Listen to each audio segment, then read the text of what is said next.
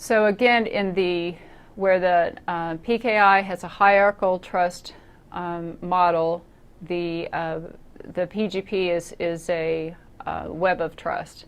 Now, just stepping outside of CISSP, again, there's enterprise versions of PGP where you have key servers, and you as administrator set the actual policy, and the keys are generated, and there's a backup system and everything.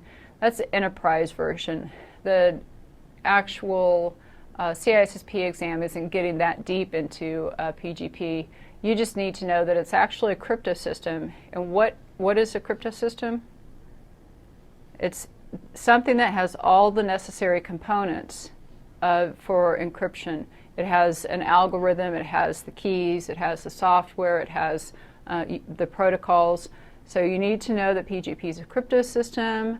It's based on a web of trust, and how the keys are protected are by using a passphrase.